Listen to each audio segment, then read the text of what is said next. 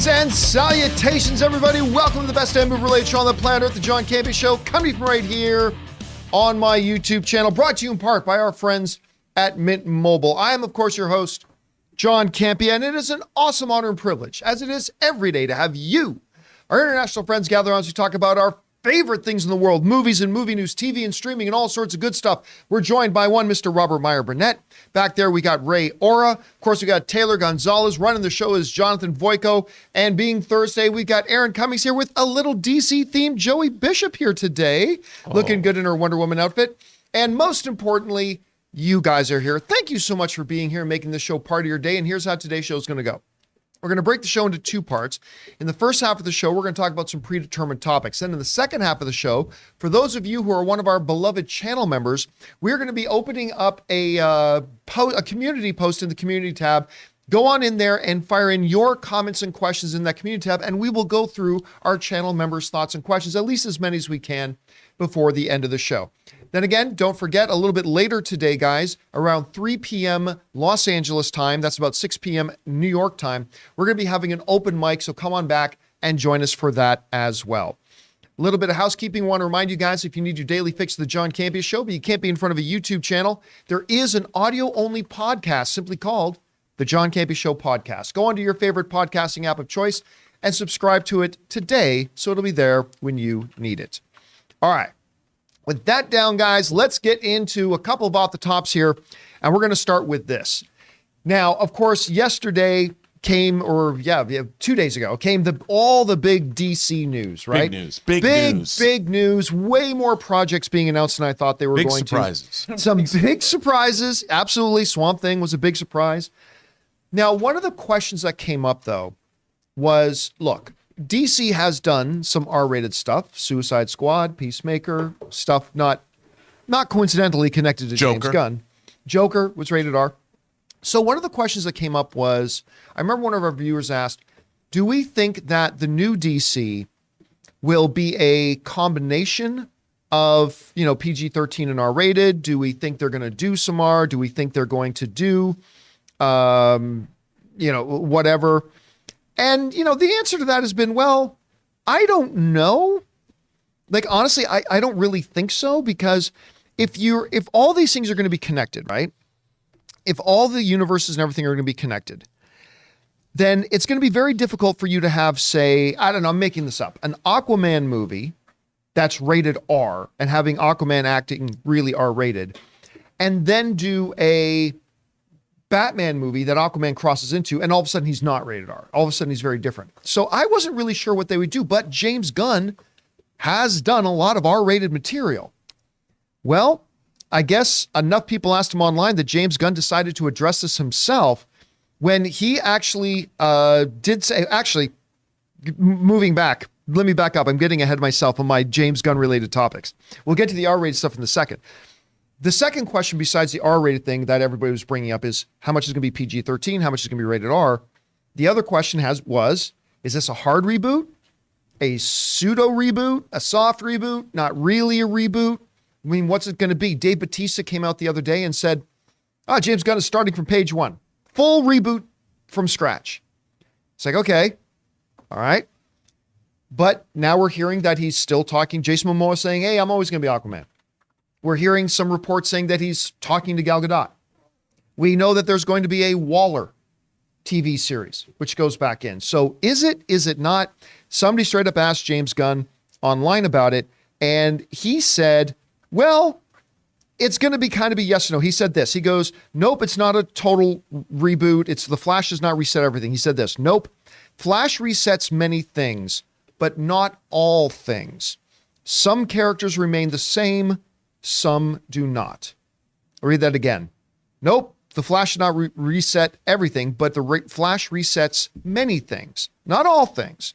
Some characters remain the same, and some do not. Okay. This could mean several things, because I'll admit, right off the bat, my first reaction to that is a little bit of trepidation, because that could be very confusing to the audience. It's like, well, wait a minute. Let's for argument's sake, say Jason Momoa is still Aquaman. Okay.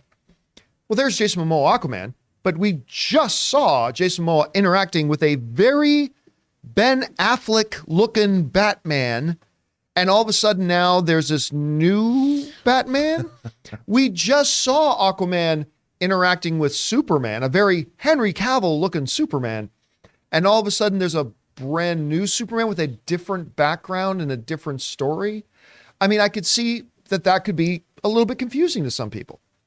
Now, at the same time, the terminologies of soft reboot, quasi reboot, hard reboot, all that kind of stuff can become a little bit muddied because we have seen TV shows and movies where something happens in the past to change the present. Doesn't mean everything is different. I mean, yes, it's a new reality, but just because it's a brand new reality doesn't mean that there are going to be a number of things that still look like the old reality with some things being different. You know, somebody goes back in time, they come back, oh, they're not married to their wife anymore, but their wife is still there. Their wife is still an accountant. Their wife still has brown eyes. I mean, that's all the same, but it's just not their wife anymore.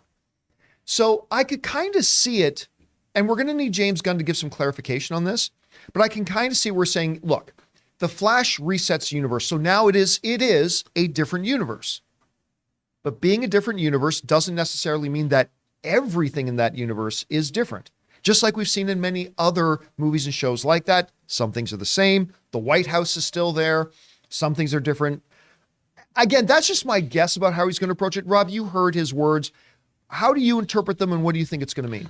Well, I think, look, we know that the Flash movie is essentially Flashpoint. Yes. And they're using it in the same way, which I think is genius. I don't think they always planned on using it as drastically as they could use it now. But if you go back to the actual...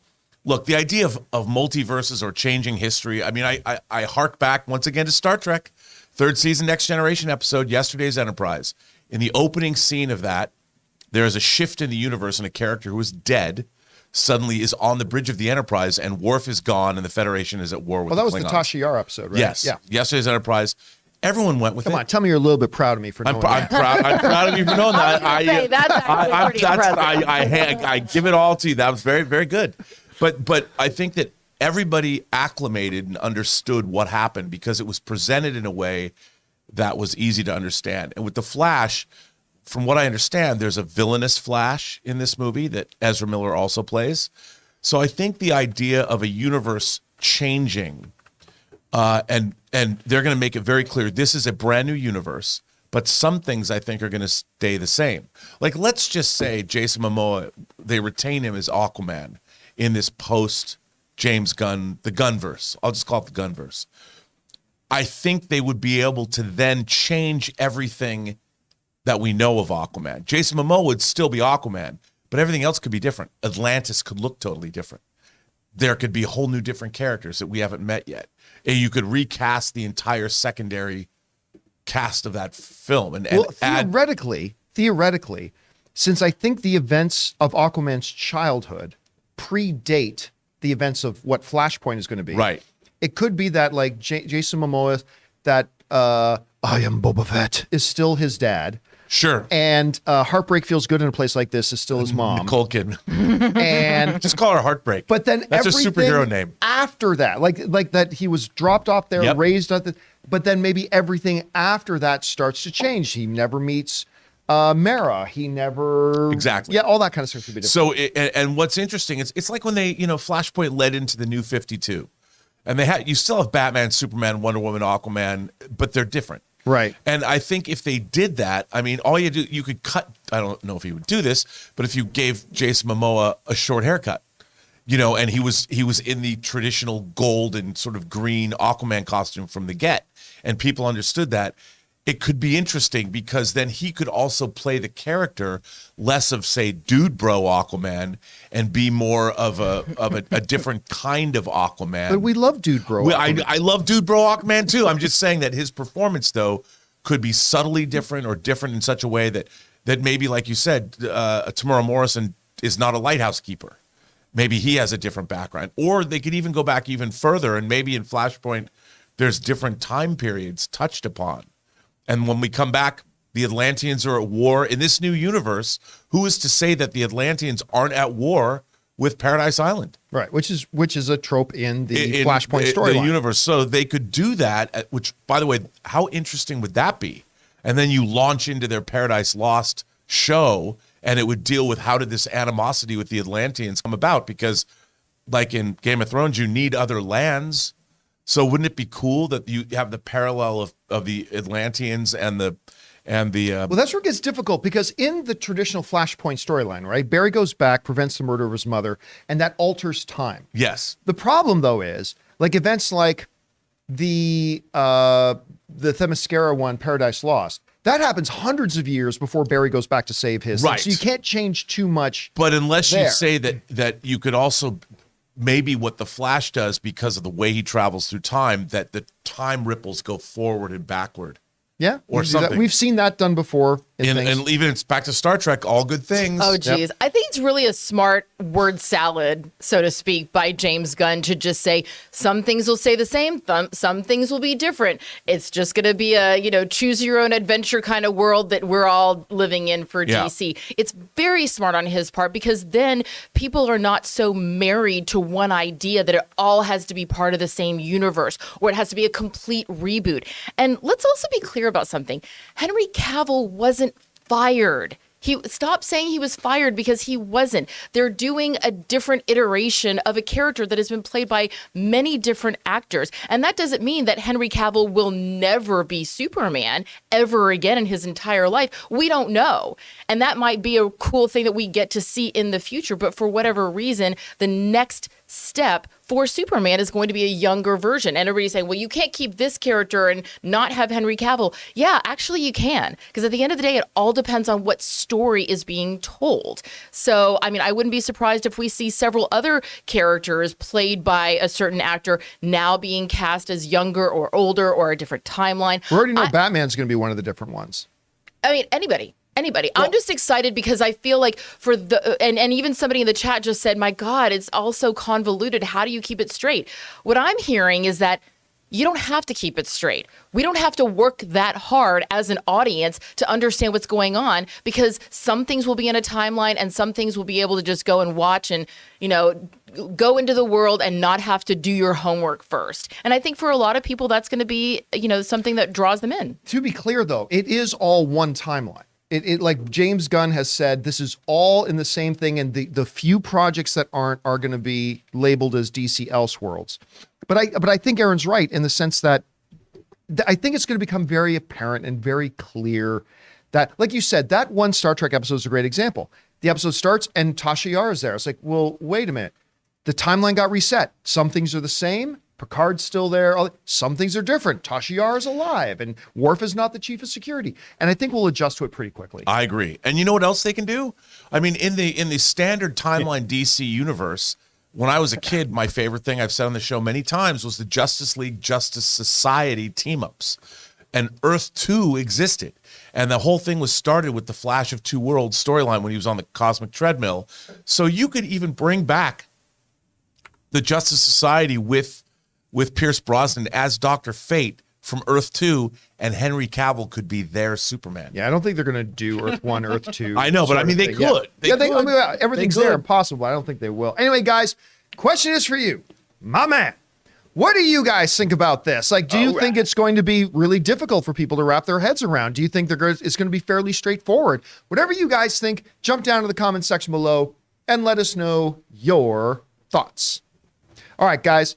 With that down, let's move over to our Mint Mobile hotline question of the day. Ryan Reynolds is up there in Vancouver somewhere feeling all lonely. He needs you to call the hotline at 951-268-4259. Leave your message on that Mint Mobile hotline machine, and it will come to us, and maybe we'll address the one that you send in. So today we got a question also asking about James Gunn's DC Universe. Hey, John, this is Alan. I know we're all excited about the DC announcements yesterday, but one other thing I just saw today was that James Gunn said there will also be projects that are PG-13 and rated R. So my question to you is, which are the projects he announced, and which projects do you see coming out soon that could be rated R? The Authority maybe could be one of them? Thanks. Love to hear your thoughts. All right. Thanks a lot for saying that in. And we were alluding to this a little bit earlier, that on top of the big question about hard reboot, soft reboot, whatever, because it is James Gunn. And because he has done several R-rated things already, I mean, a lot of R-rated things in his career, but several R-rated things within the DC universe itself, a question has come up about, well, then how many are they going to, have R-rated and PG-13? I, for a long time, thought, I don't think they're going to make any rated R stuff if they're really connecting this whole universe. Because again, as I said earlier, how do you say have an R-rated, dirty mouth, whatever, Aquaman in one movie, and then bring that same Aquaman into a Superman movie that you're not going to let be rated R and have him act completely different? But again, it's James Gunn. Well, James Gunn has come out and said that, yeah, it does look like they are going to be able to give themselves the opportunity to go back and forth between R-rated stuff and PG-rated stuff. He said this, and you can bring this up on my screen if you want, Jonathan. So he said the following. Somebody was asked if this is going to be rated R stuff or whatever, and he said, it depends on the story. We're going to give every story what it deserves. Some things we know Superman, one of the things we know is that Superman definitely something we know we'd like to be PG-13. So I'm going to make sure that it is. Other things like the Waller TV show are a bit more mature. And we have other things that are aimed at a bit more at young women or at kids that are still within this world. Okay, so James Gunn does a couple of things in this statement here. He's acknowledging, again, this is all in the same world, so we got to be careful. But guess what? In our real world, there's some gentler, more PG people like myself. There are some... Are you a PG person who wants to bring on the filthy? I don't know what you're talking about. I'm a very PG guy. It. Uh-huh. What? I'm all PG all the time. Ray. Ann and I didn't hold hands until after we were married. Just That everybody is know true. that. That is That's true. I not- got that's confirmation from Sorry, my Ray mom. doesn't want to talk about that topic. No, ever in my life. Knew off the Should top. that ever be talked about, ever. Ever. Sorry, I didn't even think about that. And then you got some more mature things in our world, right? So James Gunn's acknowledging both, but I like what he said. Look, it'll depend on the individual project. By saying it depends on the individual project, that is him clearly saying, yeah, there's going to be R-rated stuff. I mean, he said right off the get-go, Waller is clearly going to be R-rated. It's coming out of that Peacemaker kind of side of the universe, Suicide Squad side of the universe that he's been building already. And so, yeah, there's that. So then that brings up the question, which other ones, which other projects do we think could end up being rated R? So let's go over and look at the list here. Let's bring up my screen here again for a second. You're going to have to shrink that one in. So, I mean, first off, we already know that this one is not going to be one of them. Superman Legacy, he specifically says, look, we got Superman. That ain't going to be rated R. So we know Superman is not going to be one of the ones. The Authority. It has to be rated R. I think you're right. I mean, the comic was basically The Authority was kind of a precursor to The Boys, if anybody, but with much more of a Justice League feel. It's a much bigger, they're traveling through the bleed and all that, but it was definitely, and the two main characters are in a gay relationship. That doesn't necessarily make it rated That doesn't R, make though. it Well, rated you R. gotta come on with what they do. Come on, You wanna see say that? some, They I don't want to have see to- some hardcore They superhero don't man necessarily on do man the things they do in the comic book. Robert Meyer Burnett coming here for the hardcore man-on-man action. Here's I the love problem, it. though. Here's the problem with that, though. If your theory is right, and we don't know that it is, Right. but if your theory is right that like they're setting up the Authority to be the de facto villains of the Gods and Monsters Yep. phase, then that becomes problematic because that means you're going to have the Authority in with Superman. You're going to have the Authority with Batman. You're going to have the Authority with, and so can you have them be this hardcore R-rated thing here, and then all of a sudden they're not in all these other projects? Well, It makes it a little challenging. I think you're right, but I think it's like if they bring it, for instance, it's the way the Authorities deals with criminals, for instance, like Right. Apollo taking somebody in. But we as an audience, because we've seen The Boys and we've seen Joker and we've seen Peacemaker and Suicide Squad, we can kind of, I think, no longer is there the thought that superhero shows and movies are for kids. They've moved into a more mature level. They're now the number one top grossing genre of film maybe ever.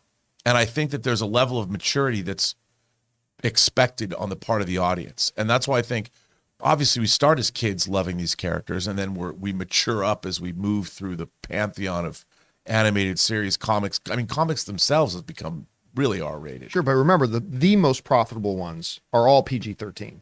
Like, it's very, very rare that you get an R-rated one that nudges into the $1 billion. But I do think you can. We just haven't seen it yet. I think you could make an R-rated Authority movie, but then move them over as villains in a Kingdom and Come scale it back a little bit. Yeah, like you wouldn't have the violence and the sex. Okay, so let's keep going here. I don't think anybody else will disagree that The Brave and the Bold will definitely be PG-13. Yeah. Especially, I mean, it depends on how old they age Robin, but still, I think it's pretty safe that Brave and the Bold is going to be PG-13. All right. Supergirl, Woman of Tomorrow. My first thought is to say, obviously, PG-13. But that being said, when they were describing the Supergirl project, right, let me read this last thing. This paragraph, when they were describing the Supergirl project, they said this: we see the difference between Superman, who was sent to Earth and raised by loving parents from the time that he's an infant, versus Supergirl, who was raised on a rock chip off of Krypton, watched everyone around her die and be killed in terrible ways for the first 14 years of her life. In anybody else's hands other than James Gunn, we say definitely PG-13. I'm going to say there's a 10% chance here that maybe the Supergirl project, they really want to differentiate. Because in a lot of iterations, Supergirl is just a female version of Superman. Right. Mm-hmm. If they really want to differentiate her in the hands of a James Gunn, I mean, so I'm going to say 10% chance that Supergirl is rated R. What do you think? Well, even you look at the line right below what you just read, and it says this is going to, that James Gunn says this will be much more hardcore. It's much more hardcore. But Rob brings up a good point. So much of the differentiation between a PG-13 and an R rating really comes down to violence, language, and sex, with language and sex being the biggest ones. You can still have a lot of violence in PG-13, but the second you show a little butt crack, you are definitely in rated R territory. I totally agree with that. And like, what if Supergirl's more like Conan the Barbarian, like John Milius' Conan, where horrible childhood forges her into the person that she is, and she's basically one step away from a Viking in a way, and comes to Earth and her ways have to be tamed. And the only person that could do anything to tame her ways is her cousin, Kal-El. Right. And that could be, I mean, she could be, and not understand. Can you imagine if somebody who's raised in a hardcore environment finds her way to Earth, and the first time she gets in some kind of scrape, she ends up pulling somebody apart limb from limb, not understanding her own power under a yellow sun? I mean, that could be really interesting and hardcore. But then again, her character arc could change her from an R-rated character into a PG-13 character, and we see that arc happen. All right, so that's Supergirl. Now we get into the one thing that I think is the number one thing on the movie side that I think is clearly going to be rated R, and that's Swamp Thing. Yeah. They're already saying that this is going to walk the line of being a straight up horror film and all that kind of stuff. I'll go so far as to say this: I'll actually be surprised if they say it's not an R-rated thing. I don't know, Rob, what do you think? I don't see that they can do it and not make it R-rated, especially if you lean into Alan Moore's run, which is sort of the definitive run of Swamp Thing. Even as Len Wein started Swamp Thing out, it's a horror comic that delves into some dark stuff and weird stuff too. So, I mean, there's always elements of body horror in this, Cronenbergian body horror, and I think that a PG-13 Swamp Thing movie would be a little, I think, disappointing. I mean, this has got to be hardcore horror. Hardcore Rob. Hardcore Rob Day right now, and I'm living for it. Send them your scripts. All Don't right. send me your scripts. Don't. We now move over to the television side, and listen, this is their animated one. I absolutely see them going out, especially since the Weasel is going to be a part of the Creature Commandos. Weasel murders a lot of men, women, and children. I don't see any way around it that Creature Commandos is not going to be rated R. Any disagreements in the room? No. Yeah, this one's not going to be Disney TV. Waller is clearly going to be rated R. This is the same world as the Peacemaker world. That was clearly extremely rated R. They're going to go rated R on Waller, no doubt. Lanterns. Now, here's the interesting thing. I would have said Lanterns is a clear one for PG-13. There are two asterisks, though. Number one, they make a comparison to True Detective. So, I mean, you could have made a comparison to Matlock if you just want to say it's a mystery, right? You could have just done that. You could have just said, but no, they went True Detective. The second thing is it's HBO Max, which they clearly don't mind going. Look, I still think the odds are that it is a PG-13 HBO Max series. I go 75% that it's PG-13. But again, because they make the direct True Detective comparison and the fact that it's HBO, I'm going to say it's got like a 25% chance of being rated R. What do you think, Rob?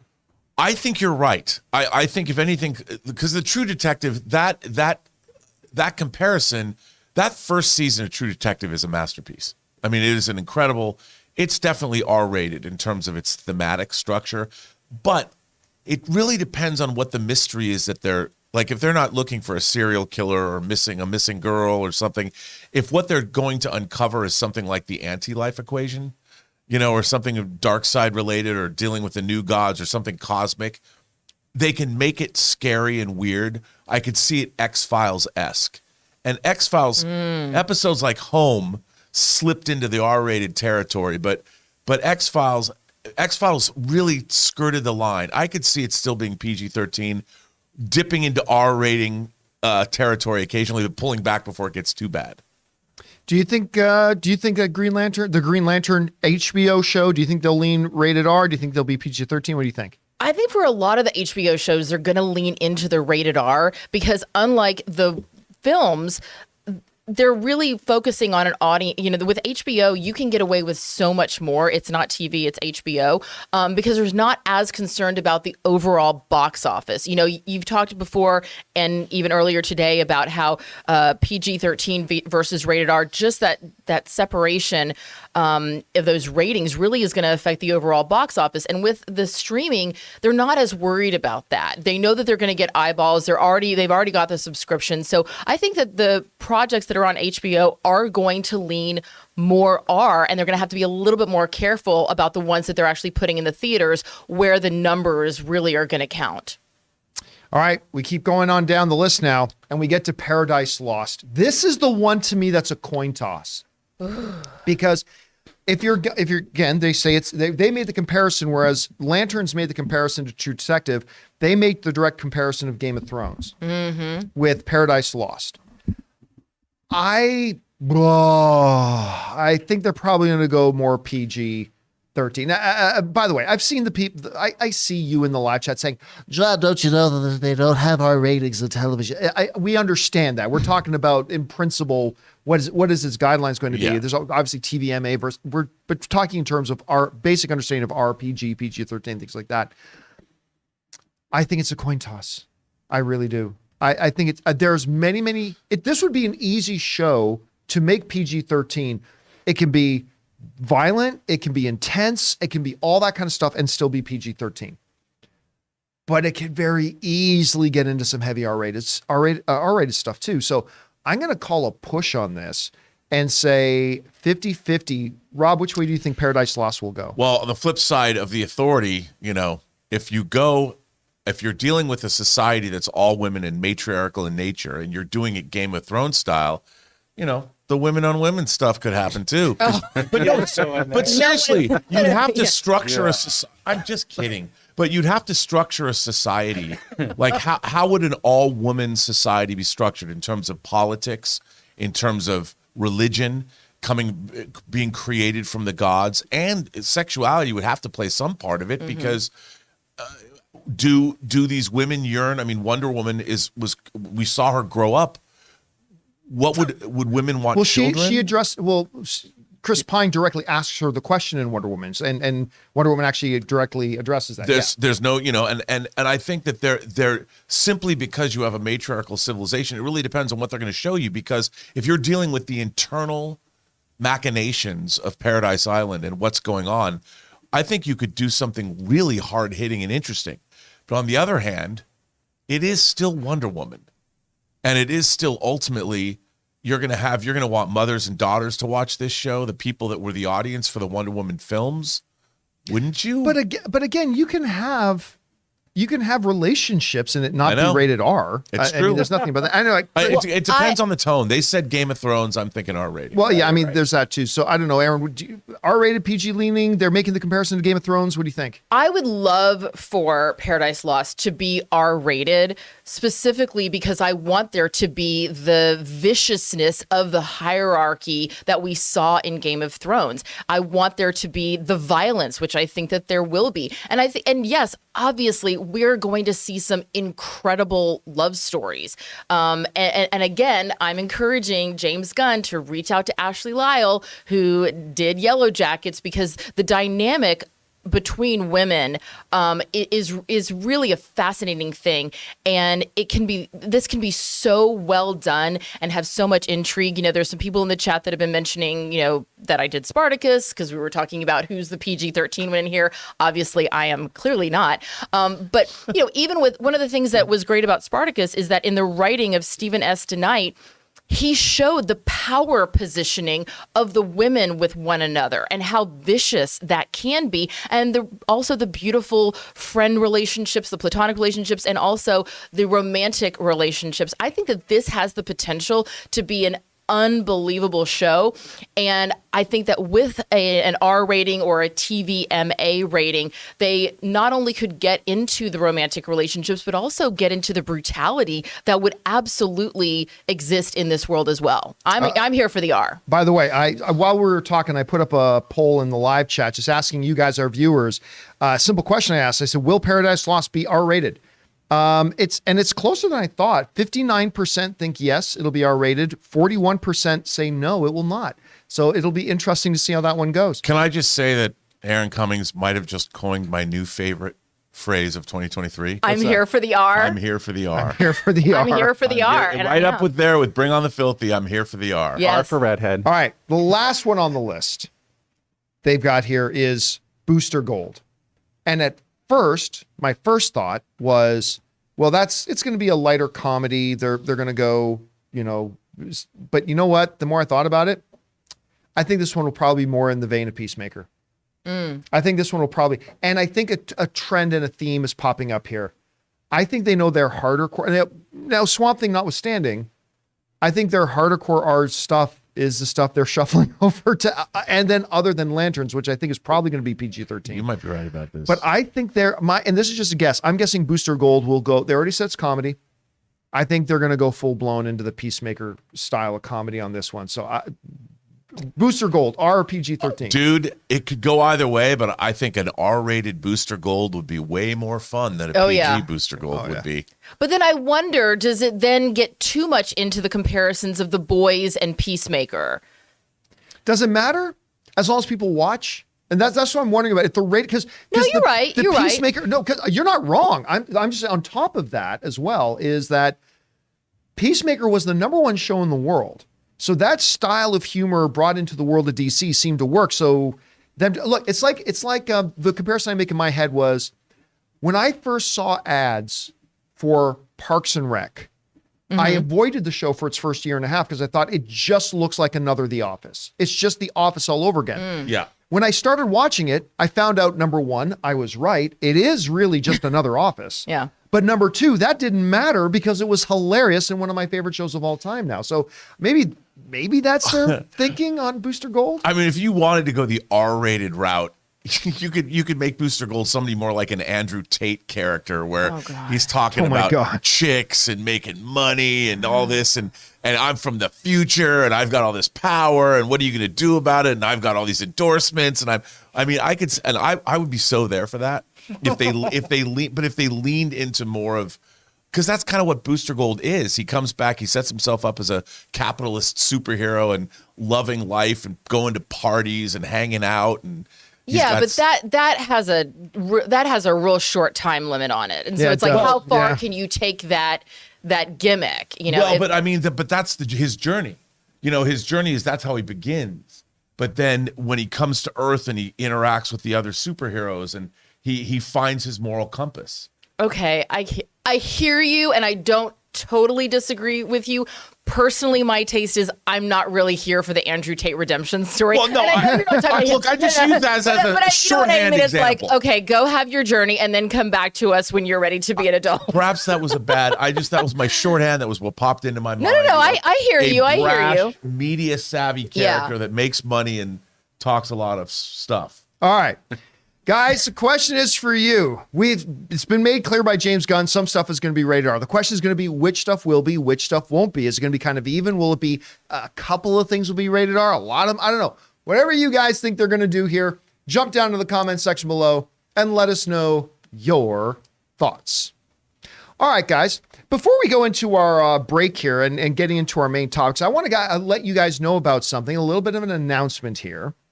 A lot of people are often writing in and asking about doing some live events. Well, today we are announcing we have a live event coming up on Sunday, February 19th. That's just that's about 2.5 weeks from now. Sunday, February 19th, we are having an event called An Evening with Campea, HARLOFF, and ALBA. It's myself, of course, Greg ALBA of Rio Rejects, Christian HARLOFF from the Christian HARLOFF channel, who you see on our channel once in a while. And we are going to be at the Flappers Comedy Club in Burbank, downtown Burbank, California on Sunday night, February 19th. And there's going to be a little bit of stand-up comedy to warm the show up. And then Greg, Christian, and I are going to come up on stage and we're going to talk about the online movie space. We're specifically going to talk about the new Ant-Man movie because the new Ant-Man opens just a couple of days before that. And tickets are on sale now. Jonathan, I'm going to have you make sure you take the link there and put it in the description of the video. I just put it in the live chat as well. Oh, you put it in the live chat as well? And drop it in the description of the video. If you guys want to get your tickets, if you're in the LA area or you feel like flying on out for it, this will be worth it. Make sure you guys come and join us for that. Again, An Evening with Campea, HARLOFF, and ALBA, Sunday, February 19th in Burbank, California. We hope that we will see you there. Okay. With that down, guys, we're going to head into our main topics. But before we do, we're going to take just a moment here and thank one of the sponsors of our show today. They're a new sponsor around here, and we're so glad that they are, our friends over at Fume. Guys, we want to take a second to thank a sponsor of this video, Fume. Be smart. Don't start. Kick the habit. Put it out before it puts you out. All phrases we've heard 100 times, and yet we still continue to have bad habits. Today's sponsor, Fume, is on a mission to accelerate humanity's breakup from the bad habits that consume far too many of us. Fume is a natural diffusive device that uses plants and behavioral science to help you trade out your negative habit for a positive one. You see, Fume is not a vape. It's a non-electronic device designed to transform your negative habits. Because instead of pods filled with potentially harmful chemicals like a vape, Fume uses cores infused with plants like peppermint and cinnamon for delicious natural flavors. And Fume's new version 2 model is snappy and tactile. With an adjustable airflow dial and a magnetic end cap, your fingers will always have something to do. The device itself is really attractive, and once I popped in the core and took my first inhale of it, it tasted fantastic. Guys, the easiest way to stop a bad habit is to switch to a positive one, and Fume is designed to perfectly do just that. So head over to tryfume.com and use the promo code CAMPEA to save 10% off when you get the Journey Pack today. The Journey Pack comes with 3 unique flavors and the new version 2 Fume to help kickstart your positive habits. That's tryfume, tryfum.com, and use the code CAMPEA to save an additional 10% off your order today. And thank you to our friends at Fume for sponsoring this episode of the John Campea Show. All right, guys. With that down, let's get into our main topics here today, shall we? We're going to start off with topic number 1. Aaron, what is our first main topic today? Our first main topic comes to us. Sorry, my computer was loading. Look on the screen. There it is. It's right in front of me. Ding dong. Hi, our first main topic comes to us from TJ Jordan with the barely even a teaser for Fast X, giving us an update on when to expect an actual trailer. I got to thinking about the status of Hobbs and Shaw 2. Is Universal waiting to see the results of X and XI before 10 and 11? Excuse me, 10 and 11. Hello, ding dong alert. Before greenlighting any spinoffs? Or did the results of the first film cause this? Or both? Thanks, and keep on bringing on the filthy. All right, TJ, thanks a lot for sending that in.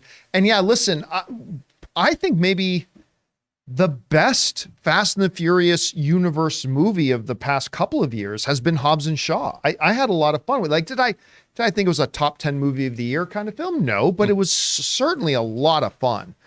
And even though I like Fast and Furious 8, I know a bunch of people don't, but I like Fast and Furious 8. Not as much as previous ones.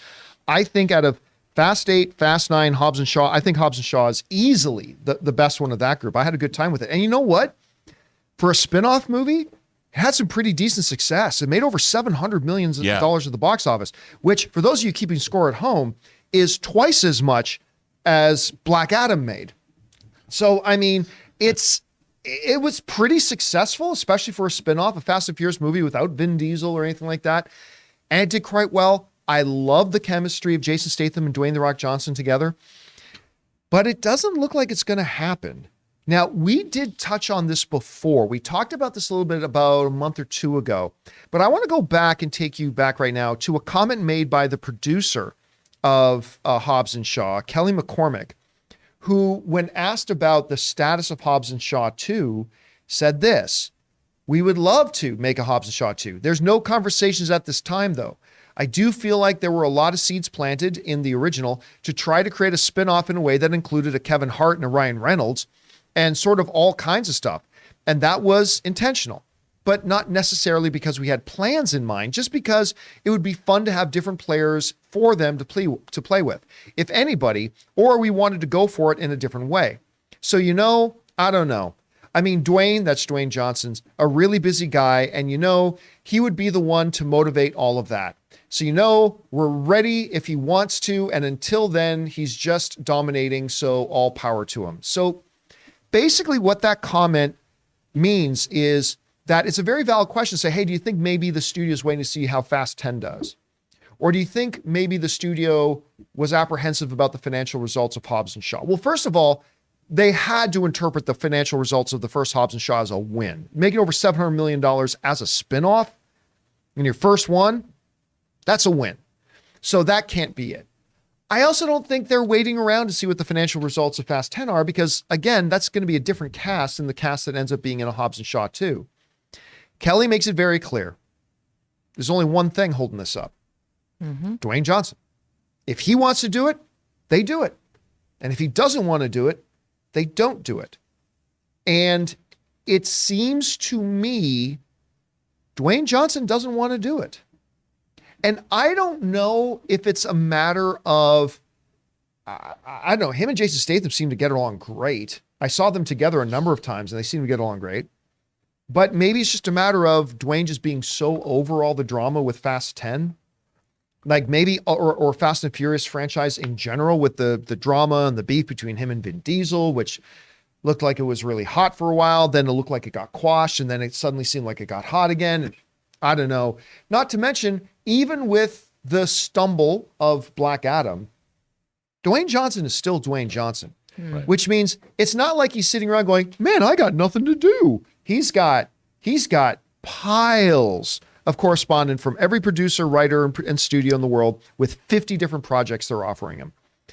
And I think if he's like, do I want to go back into the world of Fast and Furious for, 3.5 months? Or do I want to try a bunch of other different things? Because some of his dance card is cleared up now since he's not going to be Black Adam anymore. But I think this is all Dwayne. And I'll be honest with you, Rob, I just don't think Dwayne wants to do it. I would like to see sequel. I would like to see him in this role again. I love him as Hobbs.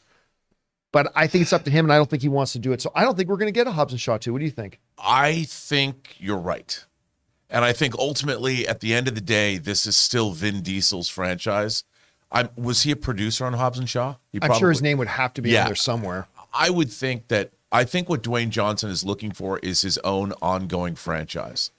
And if you look at the kind of movies he's made, maybe there'll be a Jungle Book 2 or something like that. I think that Dwayne Johnson is interested in building, and more power to him, the brand of Dwayne Johnson. And the problem is, he came into the Fast and Furious franchise in the Citizen Kane of that franchise, which was Fast 5, which it is. It's the Citizen Kane of the Fast 5 or the Fast and Furious franchise. Fast 5 is a masterpiece as far as it goes. And I understand that, but it's not his. He stepped into somebody else's franchise. And as much money as that movie made and as much success as that film had, I think Dwayne Johnson is in the Dwayne Johnson business where he frontlines everything he does. And rightfully so. He's earned it.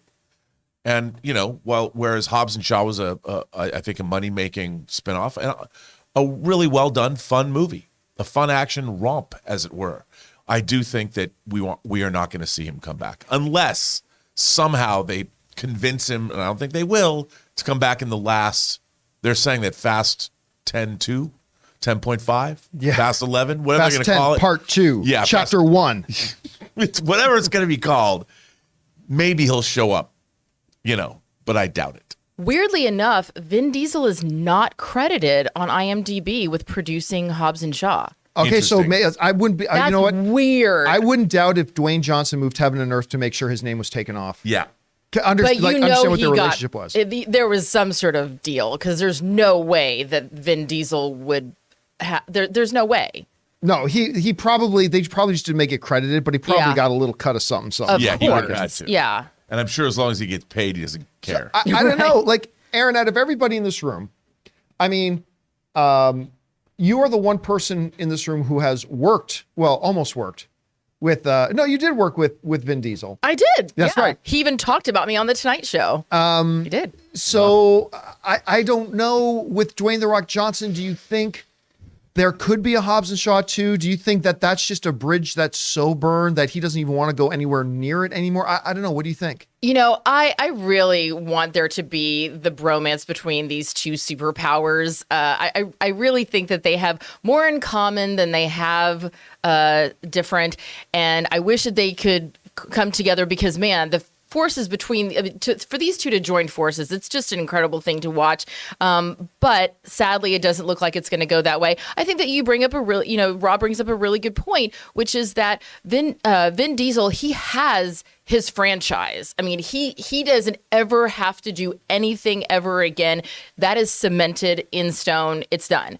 And for The Rock, as much as he is a mega power, a superpower, and he absolutely has the power to be able to get movies greenlit and not, he doesn't have his Fast and the Furious. He doesn't have his franchise. And so continuing to be a secondary player, even as a producer, which Dwayne Johnson is a producer on Hobbs and Shaw, credited on IMDb, even as a producer on that, it's not his baby. It will be forever linked to Vin Diesel. And so maybe he's just saying, you know what? I don't want to continue being a secondary character in someone else's story. I want to be my own storyteller. And he has the ability to do that. So I wish him all the luck. And yes, Vin Diesel is an awesome human. I come on. I cannot be the only one.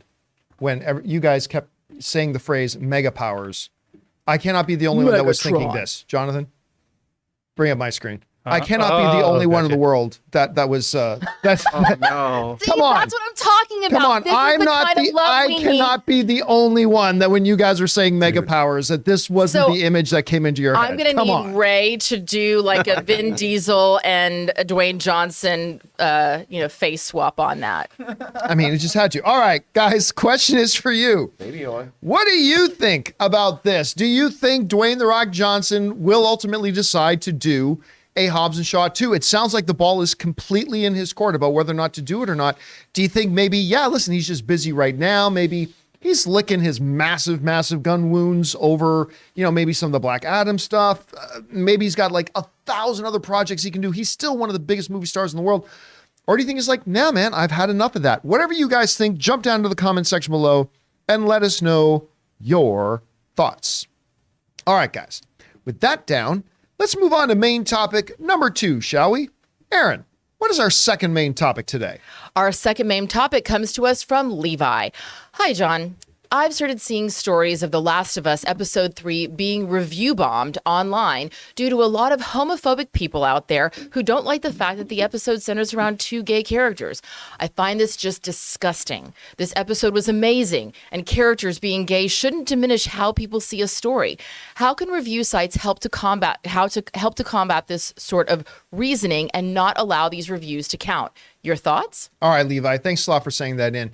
And yeah, look, review bombing is and has been a big issue for the online world for a while. And it's not surprising, of course, that The Last of Us Episode 3, despite the fact it's one of the single greatest episodes of television I've seen in years, that you could predict. It's like the weather, man. It was going to come. The review bombing would come. Now, I think it would be good for us, before we get into the specifics here, I actually did a standalone editorial a couple of weeks ago on the topic of review bombing. And instead of just repeating a lot of what's in there, if you don't mind, if you don't indulge, for those of you who have not seen this already, let's take a second and take a look at this video I did about review bombing, and then we'll get into how it applies to this situation here. Take it away. Review bombing, the proud exercise of taking the digital democratization of review platforms meant to be a place to express an individual's thoughts on the creative merits of movies and TV shows, and instead weaponizing them to bring personal political biases and agendas to bear. So what is review bombing, and what is it not? How did we get here, and how are online platforms like Rotten Tomatoes trying to fight it? Hey guys, my name is John Campea. I'm the host of the John Campea Show, a daily 2-hour live stream talking about movies, movie news, TV, and streaming. Come on by and join us sometime. Movies and TV shows being review bombed refers to the practice of a person or group of people coordinating to post negative reviews of a movie or show, usually due to a political or personal agenda. This phenomenon has become increasingly common in recent years, particularly with the rise of social media and the ease of access to review platforms such as Rotten Tomatoes and even IMDb. Now, I think it's very important to stress right up front what review bombing is not. Watching a movie or TV show and just finding that it didn't work for you, maybe it was a comedy that you didn't find funny, or a thriller that didn't thrill you, a drama whose story didn't make any sense. Whatever the reason, it just didn't give you a great experience watching it, and you go and give a negative review as a result, that is not review bombing. Being able to be critical of the quality of the art we watch is every bit as important to the fan experience as praising the quality of the art that we watch. We watch something we like, we celebrate it. We watch something we don't like, we criticize it, and then we move on. But when negative, often scathing reviews are given to a movie or a show before that movie or show has even come out, or when the motivation of a negative review isn't based on creative merit, but rather the show or movie not aligning with that individual's political or cultural beliefs, that is review bombing. At its core, review bombing is an act of retaliation designed to hurt or harm individuals or projects or studios.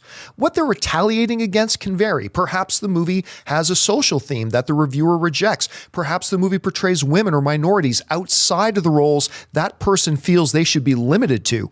Sometimes it's in retaliation against something an actor or director has said or done outside of the movie that person takes offense to, or several other factors. Either way, review bombers take to review platforms not to give their perspectives on the creative merits of a film, like they're meant for, but rather to bludgeon a project for their own personal agendas and gripes. For example, I remember the very first example of review bombing I ever came across was back when Christopher Nolan's The Dark Knight came out. Now, the movie is unquestionably one of the greatest comic book movies of all time, no question. Well, at the time, though, The Godfather was the #1 ranked film of all time on IMDb. Dark Knight fans decided they wanted the Batman movie to be #1. So instead of just voting positively for The Dark Knight, a slew of fans organized to collectively downvote or give 1-star reviews to The Godfather in order to bring it down. This is classic review bombing in the sense that the downvotes had nothing to do with the creative merits of The Godfather, but rather more to do with their other agenda. Side note, as of this recording, Shawshank Redemption is the #1 ranked film of all time on IMDb. The Godfather is #2. The Dark Knight is #3. A good example of retaliation review bombing happened when the Adam Wingard 2021 film Godzilla vs. Kong came out. A large number of people started attacking the movie, but not because they didn't think it was good, but rather for another reason that good entertainment website CBR wrote about in 2022, saying, "Last year, fans of Justice League director Zack Snyder took to review bombing Adam Wingard's Godzilla vs. Kong, seemingly in an effort to get Warner Brothers Pictures' attention as a part of the #RestoreTheSnyderverse movement. Godzilla vs. Kong premiered simultaneously in theaters and on HBO Max on March 31st, 2021, just 2 weeks after Zack Snyder's Justice League premiered exclusively on HBO Max on March 18th of 2021. Seemingly viewing the kaiju film's close proximity as a threat, Snyder fans began to bombard Godzilla vs. Kong with 1-star reviews on IMDb, which were often accompanied by the #RestoreTheSnyderverse. An example of culture war agenda review bombing came in the form of organized Facebook group called Down down with Disney's treatment for franchises and its fanboys. Yes, that was the group's actual name. Obviously, a lot of sharp thinkers in that little cabal. The group took credit for organizing a coordinated social media attack of Star Wars actress Kelly Marie Tran, which led to her leaving social media. In a post titled, "I drove Kelly Marie Tran off social media. I loved every minute of it," the group's organizers wrote the following to their members. "Now go out there and fight for Legends restoration. Go out there and reverse this forced diversity. Go out there and show them what real Star Wars fans look like. Bring back the straight white male hero." The group later went on to organize an event called Give Black Panther a Rotten Audience Score on Rotten Tomatoes, scheduled for the day before Black Panther was even released. For a movie they had not seen yet, they were organizing a review event. Outstanding. Now, side note, shortly afterwards, Facebook removed the group from their platform, and I just can't imagine why. Now, to be clear, movies and TV shows aren't the only recipients of review bombing. The video game industry has seen its share as well. One of the more notable examples of review bombing in recent years occurred in 2018 when the video game Firewatch was targeted by a group of users who were unhappy with the game's developer, Campo Santo, for filing a copyright claim against massively popular YouTuber PewDiePie. The negative reviews flooded in, causing the game's rating on Steam to drop significantly. Now, occurrences like these motivated the online platforms to start to take steps to try to curb the effects of review bombing. And while there is no perfect foolproof system to fight review bombing, in the case of Steam, the prominent video game digital distribution service, they came up with a rather great system. For a user to leave a review on a game in Steam, the user must actually own the game. Crazy, right? Now, on top of that, to give review readers context of the user reviews they're reading, Steam includes the number of hours the reviewer has actually played the game. That way, the reader can see how much of the game this reviewer actually played. A review given by somebody who's only played the game like 10 minutes won't be given as much seriousness as, say, somebody who left a review who played the game like 5 hours. In the world of movies, Rotten Tomatoes decided to take a couple of major steps in updating their user-submitted review policies after a noticeable unfortunate uptick in review bombing was starting to happen, often before the movies even came out in theaters, like in the case of Captain Marvel. Rotten Tomatoes started with the common sense step of taking away the ability of users to comment on a movie before the movie had actually opened in theaters. Imagine that. And then they implemented a system where a user would be asked to verify that they had actually seen the movie. This verification was done on their site for people who bought their movie tickets through Fandango, AMC, Regal, and Cinemark, and some other participating sites. This resulted in what they called verified audience ratings for their audience scores. Now, obviously, the review bombers cried foul when Rotten Tomatoes did this, claiming it was an act of censorship. But, as one Rotten Tomatoes rep said in reply to the censorship accusation, "Not at all. We'd love to hear your thoughts on a movie. We just, want you to have seen the movie before you tell us your thoughts on it." I'd suggest that any platform that accepts user reviews without any sort of system in place to try to verify that a submitter has actually seen the movie in question or played the game that they're reviewing, then that platform's user reviews are completely useless and should just be ignored. It's why on my show, I never reference or even acknowledge IMDb user ratings, because I just have no idea if the people voting have actually seen the movie they're talking about or not, which is why the steps being taken by Rotten Tomatoes and others are so important. These steps have made it more difficult for review bombers, and as long as people have agendas and gripes and grievances, the battle will go on.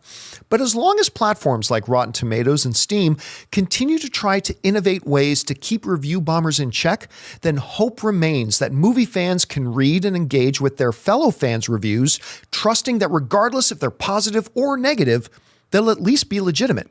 So what do you guys think? What more can be done by these sites to try to curb the rise of review bombing? Do you think they can ever actually get rid of it? Whatever your thoughts are, jump down into the comment section below and leave your thoughts there.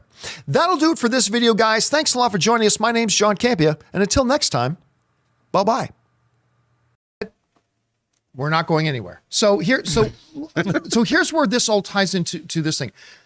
A number of sites have reported that with The Last of Us Episode 3, a much higher. All of a sudden, this flood of spiked of 1-star reviews came flooding into IMDb. Now, of course, IMDb is one of those sites that we just referenced that have no way to verify whether people have actually seen the show or not. Can go in there and drop in reviews. Now, like we mentioned in the video, not all negative reviews are review bombing. I stayed up about 45 minutes to an hour last night reading through a lot of these 1-star reviews that people left for Last of Us 3, episode 3. And there are a number of them that are legit people just saying, I did not like this episode. Just saying, listen, I read through their reviews and they're like, hey, a number of people are just like, I found it too slow. I'm looking for exploding zombie action. Okay, well, you don't really understand The Last of Us then, but that's fine. That's fine. Some people just thought that it was a little bit too much of a sidestep from the mainline story and it took them out of it.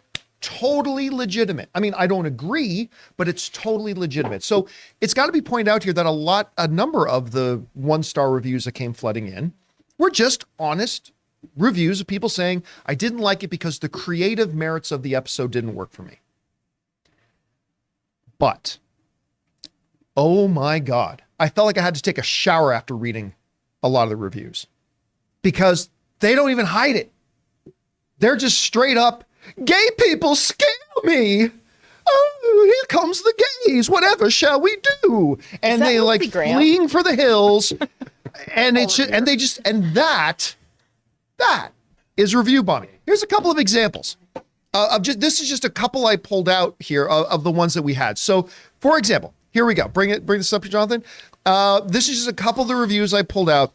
It's really sad. The title of the review is When Sponsors Have an Agenda. You get this kind of episode. It's really sad to see how the LGBTQ propaganda is truly being pushed down our throats.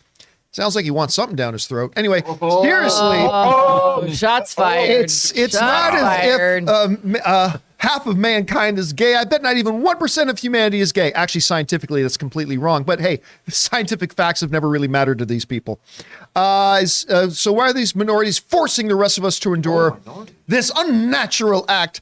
I don't understand it. I bet there's a lot you don't understand. And by the way, quick side note.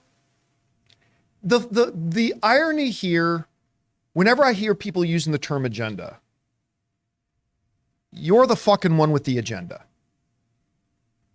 Our world has a lot of different types of people, and our stories are going to reflect that. When you're the one who says, keep certain people out, you're the one with the agenda. Keep them out, baby. There is and has been in Hollywood for a very, very long time a very active, aggressive, petrified, fear-filled agenda of exclusion. This agenda of exclusion has been around for a long time, and the fact that some of these troglodytes are now seeing this agenda starting to be taken down scares the shit out of them. They don't know who they are because they're not, like I said before, they're not real men. They don't know who they are because they're so insecure that as soon as they see this agenda starting to be taken down, it scares the living shit out of them because they have no self-worth, they have no self-security, they have no real identity, and they're just big babies. At any rate, so the agenda is on that side. Then they go on here. Bad surprise, they say. After this amazing action scene on the second episode, I got really excited to follow up the show. But unfortunately, episode 3 was a cold water bucket. That sounds fine so far. Let's keep reading. While I expected shots, zombies exploding, blood and madness, a poetic episode stopped with a gay scene. It's like, okay, well, we know where your problem came from. Another one is, wake up. It's an apocalypse story. Shame on you. Watching the 2 first episodes, I was hoping a post-apocalyptic masterpiece, knowing that the game is cool, but I'm still a fan of the Resident Evil franchise. After the 3rd episode, I was lost. What is happening here? Watching with family. I was watching with my family, and especially my 2 children. You're watching The Last of Us with your children? You're what a bad the parent. fuck is wrong with you? You're just not Anyway. a good parent. With my children was wondering, and a big mistake that I've made. What is that? I think the writer's very confused. I hit on the head. This is a show that narrates a post-apocalyptic world with zombies and monsters and whatever you called it. If you want to make a love story about 2 guys, then go look elsewhere. Sorry, I quit and go back to the Walking Dead series. First of all, so you're cool with episode 2, Joel literally taking a man, pinning him to the ground, and beating him to death by punching him in the face over again. In front of a teenager. In front of a kid. You're And totally the kid then literally cutting open somebody's face and then stabbing them in the eye with a knife. And then if you watch the game, you're totally cool sneaking up behind people, slitting their throats with knives. That's all cool. I sit down and I watch that with my children. But two people in love? I can run. Anyway, this all comes back to the idea of review bombing. Remember we said in the video that the thing about review bombing is when you're submitting a review that is not based on the creative merit of a thing. When you make it clear and obvious that your problem with something is that it doesn't jive with your political agenda, we don't think we should acknowledge that gay people exist. And you make it clear, that's clearly a review bomb. Again, there were a number of 1-star rated reviews on this episode that were perfectly legit. Perfectly legit. I didn't like the pacing of it. I really want to stay more with Ellie and Joel. Like a lot of that type of different stuff. And all that is perfectly legit. You want to give it a 1, 2, 3-star review based on that? That is not review bombing, and we should not lump those people in with these others. However, when we have a whole shit ton, like just these couple of examples who make it very clear, gay equals bad, well, that's review bombing. And unfortunately, there's nothing that a place like IMDb can do. So like, and the problem with Rotten Tomatoes as well is that they have this great system in place for verifying that people have seen movies. They don't have any system in place to verify people have seen TV shows. They just let anybody go in there, whether they've seen the show or not, go in and drop a thing. And so, you know, it's always going to be a problem. And that's why it's going to be important for users and viewers like you and me who go in and read user reviews to use a little bit of discernment. I read these things and I go, as soon as the guy starts saying, they stopped everything for gay. Okay, now I know I don't need to listen to you. But somebody else leaves a negative review talking about the pacing, talking about where they're putting the attention to the story. Hey, I may not agree with you, but I can now listen to what it is you're saying. And that's where it's important for all of us as fans. Anyway, with that whole big intro, I know we've stayed on this topic far too long, but that's part of the reality of it. So anyway, guys, question is, what do you guys think about this? Whatever your thoughts are, jump down into the comment section below. Let us know what can be done about TV show review bombing. You can't exactly verify it like you can with movies. Whatever you guys think, leave your thoughts below. All right, guys. With that down, long drawn out topic, thanks intro video. Let's move on to main topic number 3, shall we? Aaron, what is our third main topic today? This topic comes to us from TJ. Hi, John and crew. 2022 was quite the surprise in terms of billion-dollar films. Looking at you, Top Gun 2. And it looks like 2023 for films this year is pretty stacked. And also with some potential billion-dollar films this year, like Guardians 3, The Little Mermaid, maybe even Mario Brothers. Hey, Ray. Let's do it. Seeing how you guys did it last year, I'm curious to know which films this year you see entering into the billion-dollar club. Thanks, and bring on the filthy. All right. Thanks a lot for sending that in. And yeah, I said we would do it. And I guess today's the day. We look ahead now, coming out of, this is truly, like 2022 was kind of a post-pandemic year, but we were still, like we said all year, you were still living in the effects of the pandemic, right? We said that all year. We said at the beginning of the year that the pandemic may, for the most part, be behind us. We were still living very much within the effects of the pandemic. 2023 is going to be the first truly post-pandemic year where we're going to see, and the very fact that certain numbers of movie trailers are coming to Super Bowl is definitely an indication of that, but we'll get to that in a second. So which movies this year have a real chance of joining that exclusive billion-dollar club? Well, I've broken it down into a couple of different movies here. First, I'm going to start with the ones that have the outside, outside chance. Okay. Yeah, that's good. So these ones I say have an outside chance. Across the Universe. That's the Spider-Man movie, right? Yes. The Spider-Man Across the Universe. I think this one has an outside shot. Now look, the first one, Taylor, if you can look this up for me, how much money Spider-Man Into the Spider-Verse made? I think it was in the $300 to $400 million range. But that's a movie that, quite frankly, didn't look very good. I didn't think it looked very good, and now it's one of my all-time favorite animated films. I mean, I think that movie is just masterful. I love it. Can't wait for the second. What did it make? 375 million. It's 375. So, listen, it really caught on in popularity. I think a lot of people are going to be looking forward to it. I don't think it will, but I'll listen in the outside chance. Outside chance. Next one up that I think has an outside chance. Oppenheimer. Oh yeah. It is a Christopher Nolan film. People are going to be excited about it. I think the trailers have been terrific. Nolan has billion-dollar films in his repertoire. Do I think this is going to be one? Probably not. But again, I will say an outside shot. Next one, Hunger Games, Snakes and Foils and Shoots and Ladders. Or Songbirds and Snakes is what it's called. I still prefer Hunger Games, Shoots and Ladders. But yeah, Songbirds and Snakes, Hunger Games. Listen, I can't imagine it making $1 billion. But listen, don't underestimate. I remember when I saw the view numbers come up of when they put that first little teaser, just that stupid little title teaser that came out. The view numbers on that were insane. So I'm going to try to not underestimate it too much. I still don't think it'll actually get there, but I got to at least say it has an outside chance. Okay. Those are the 3 films that I think have an outside chance. Let's go on to things that I think will get close. So I wouldn't put money on these getting into the $1 billion club, but it's going to be close. I'll start with the Transformers Rise of the Beasts. Listen, if it wasn't for the fact that we saw the Transformers franchise take a massive dip in the amount of money they were making because audiences caught on. Oh, wait, turns out these movies suck. Bumblebee did a little bit of rebuilding there. Bumblebee was a really, really good movie. And it's a little bit of rebuilding there. I think there's going to be some excitement about Rise of the Beast. It is a big visual effects spectacle. It is still the Transformers. It has had films in the franchise that have been in the $1 billion club. So while I wouldn't necessarily put money on it getting into the $1 billion club, I think it's got a shot. It's going to be close. Next up, the Marvels. I don't think it'll be a $1 billion film, but it'll get close and I won't be shocked if it does. The first Captain Marvel movie did get into the $1 billion club, not by a lot, but it did. Ms. Marvel was fantastic, but not highly viewed. It wasn't one of the higher viewed shows. So put all that together, I could see this thing getting north of 900 million and maybe even getting into that $1 billion club. I will not call it a cinch, but I'll say it'll get close. Next one up, Aquaman 2. The first Aquaman film surprised a lot of people and it made it into the $1 billion club. I was one of those people that I always thought it would be a big hit, be a big financial hit, but I didn't see it clearing 800 million. And it got into the $1 billion club.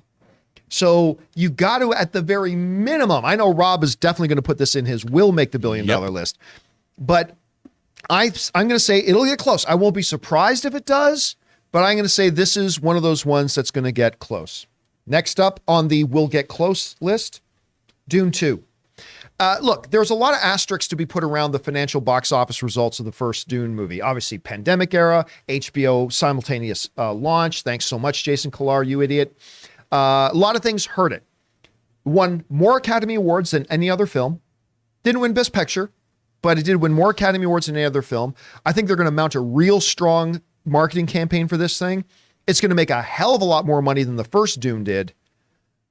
But will it get into the $1 billion club? Again, I'm going to say it's going to get close. Won't be surprised if it does, but I'm going to peg it just falling a little bit short, but we'll see. Next up, Ant-Man 3. Again, none of the Ant-Man films have traditionally done super great.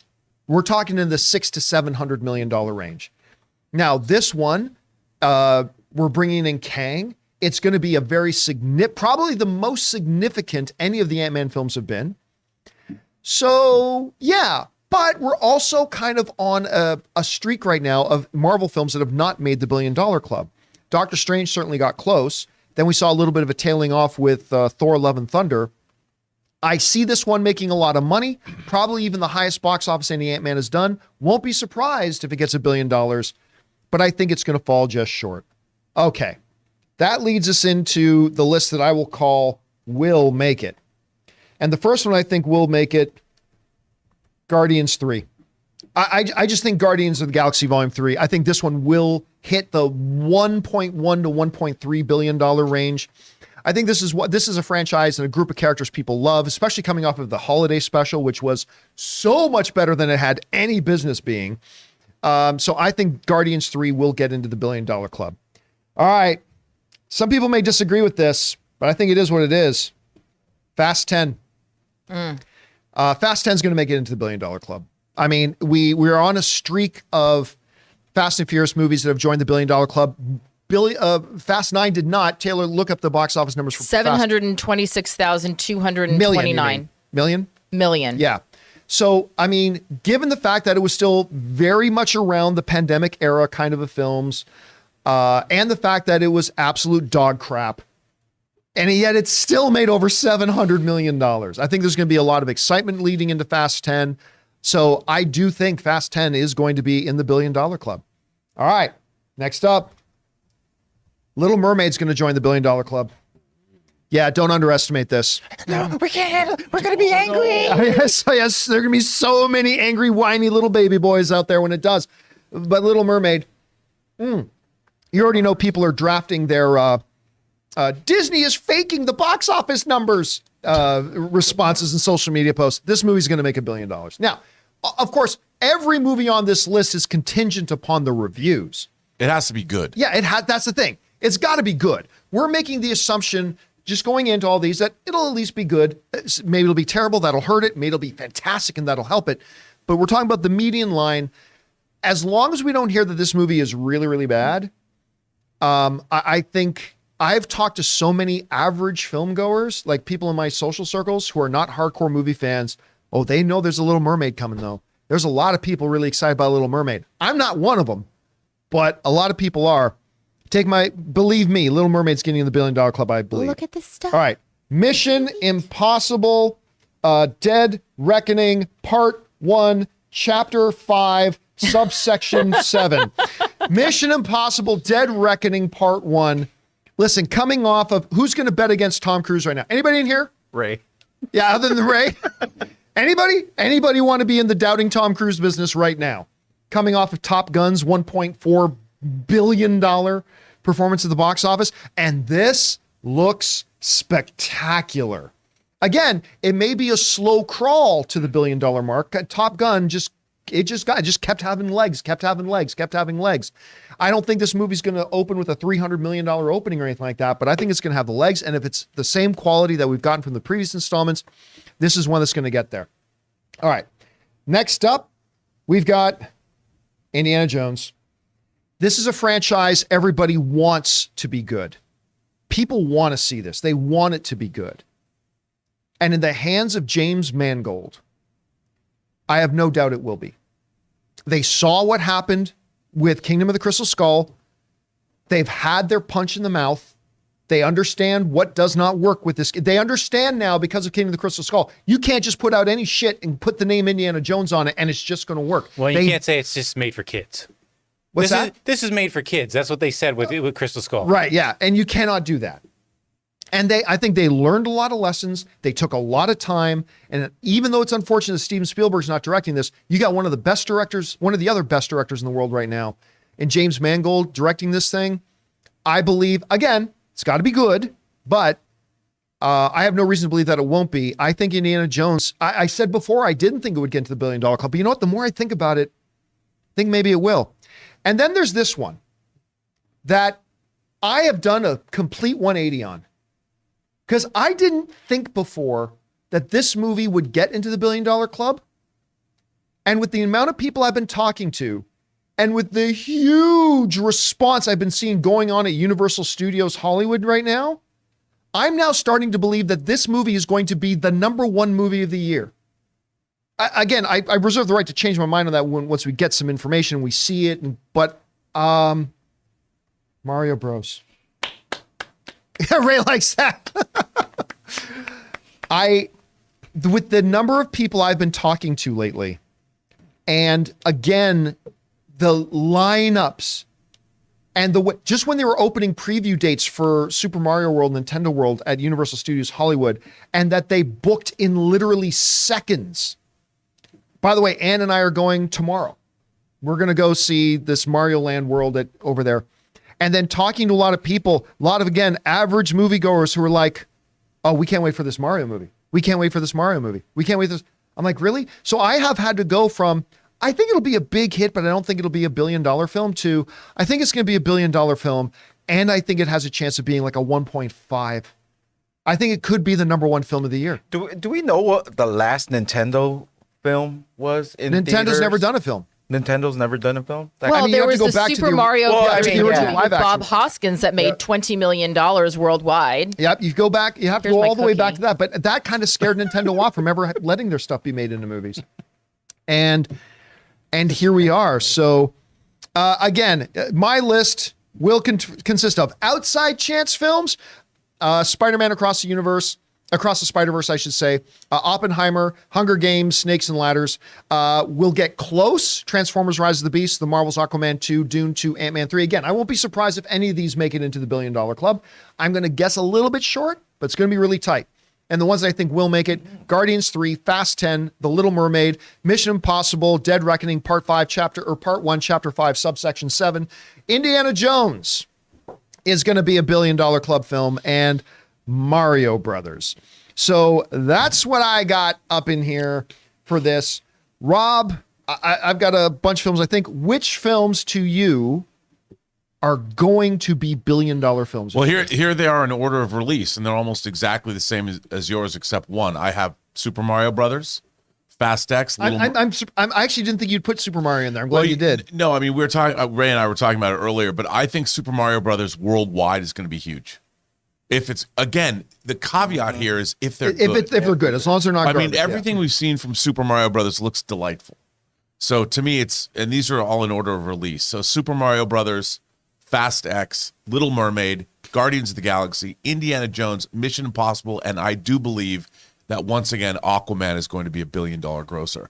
That said, if it's good. Yeah, that's for all of them. Because, I have to say that you and I saw Aquaman together, and I was quite delighted by it. But even I was surprised that it went to $1 billion.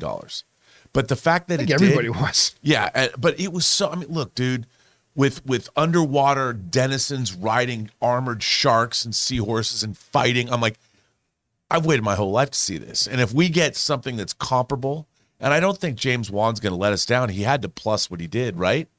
And Aquaman's wearing that badass blue outfit that harks back to when he had the blue and white outfit in the comics. I'm like, I think this stuff is going to, I think there is a reason why if they make another Aquaman movie in the post-Gunverse, it's because Jason Momoa knocked it out of the park.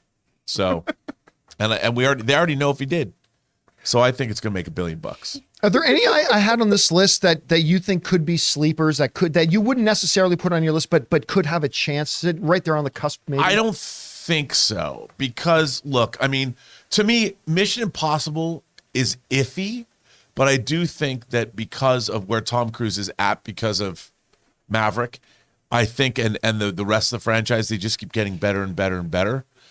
I think Mission Impossible is going to make it, even though I thought it was iffy. I don't think, look, as much as I love Christopher Nolan, I don't think something like Oppenheimer has a chance because it's still a historical epic. Yes, that's why I didn't have it on there too. And I think it's going to make money because everyone thought that Dunkirk, people were like, Warner Brothers is like, okay, we'll let you make your World War II incident that the British love. And how much did Dunkirk end up making? It made money compared on what it cost. Dunkirk made $527 million. $500 million for a World War epic. A World War II Tenet, and Tenet only made 300. I mean, I think it depends on how heady he goes. Right. Because you had Inception that made around over $800 million.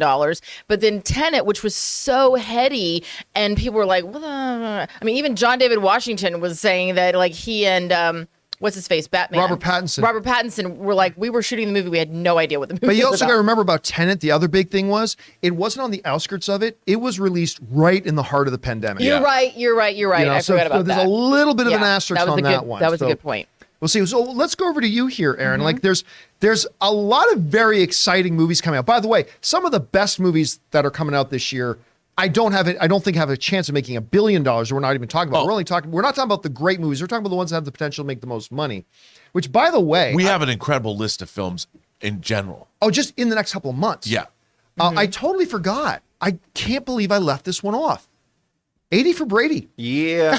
Yes. What was I thinking? 80 for Brady's going to make all the money. Okay, 80 no. billion. That's because he's going to visit now that he has nothing to do. He's going to come to every theater playing 80 for Brady. Now that he's retired. I'm Yeah. sorry, but Introduce if it. Tom Brady does not do some sort of thing for he needs to, he he's needs to gonna go help out and market do this a film. little promo. So, promo out for of the that. films that we've been talking about, or some of them we haven't, Aaron, which ones do you think are going to make $1 billion this year? Well, I completely agree with you on Little Mermaid. Somebody in the chat asked, well, how much did Lion King make? The last Lion King that came out in 2019 made $1.6 billion worldwide. Yeah. Little Mermaid, absolutely 100%. It's gonna do great. I think, I would have said, because earlier before the show, we were kind of laughing with Ray about the idea that Super Mario's was going to do well, but after hearing you talk about the kind of crossover, cross promotion that's being done, that is just an instant way for people to be constantly reminded about, hey, this show is airing, this movie is currently in theaters. Kids are going to go. They're going to see the big thing. They're going to want their parents to take them to the movies. And then for the Gen Xers out there like me who cut our teeth on playing Super Mario Brothers back in the day, we're going to be excited and interested to see how this plays out. And like Rob said, globally, that's where you're really going to see those big numbers come in, because this is a movie that is going to transcend culture. It's going to transcend age. I think that that's going to be really big. I don't see Hunger Games crossing $1 billion because none of the other ones did. The most that any other Hunger Games movie made was over 800 million, which is a lot. That's great. I think it's going to do very, very well. I don't see it joining the $1 billion club. So I'm glad that you didn't put it on the for sure list. What about there's a movie that some people bring up in the live chat that we didn't bring up at all. Barbie? I mean, there's a huge cultural anchor with Barbie. I mean, I wouldn't put it on Barbie, this myself. It's more of a comedy, though. But I mean, comedies can. I mean, it's. I honestly, I wouldn't as put it on the someone list. who grew up with lots of secondhand Barbies, I'm a big fan of Barbie. Barbie can be problematic in a lot of ways. It really is going to depend on how it's done. I love Margot Robbie. I worked with Margot Robbie. She's a lovely human being, phenomenal actress. I love, obviously, Ryan Gosling. The fact that Ryan Gosling is in this movie as Ken instantly makes me want to watch it. I think it's going to be very funny. I don't see it crossing $1 billion because I don't think that Barbie has the same relevance that perhaps Barbie did maybe 15, 20 years ago. All right, guys, the question is for you. What do you think about all this? Which films that are coming out this year, 2023, have a chance of joining that very exclusive $1 billion club? Whatever you guys think, jump down to the comment section below and let us know your thoughts. All right, guys. With that down, let's move on to main topic number 4, shall we? Aaron, what is our fourth main topic today? Our fourth main topic is from Eric Thomas. Hey, John and crew. Deadline has revealed which movies they are expecting to get a spot at the Super Bowl. Some of the mentions, like Flash and Fast 10, seem pretty obvious, while others, like Ant-Man, The Marvels, and especially Pixar's Elemental, caught me by surprise. Deadline seems to especially expect Disney to come out in force with up to 6 spots. Do you think this lineup is realistic? Are there some movies missing that you thought would get a spot? All right, thanks Art, for writing that in. By the way, side note, a film I meant to put in the will come close. It was The Flash. I forgot to put The Flash in the will come close. It won't make $1 billion, but I think it'll come close. It might. Okay.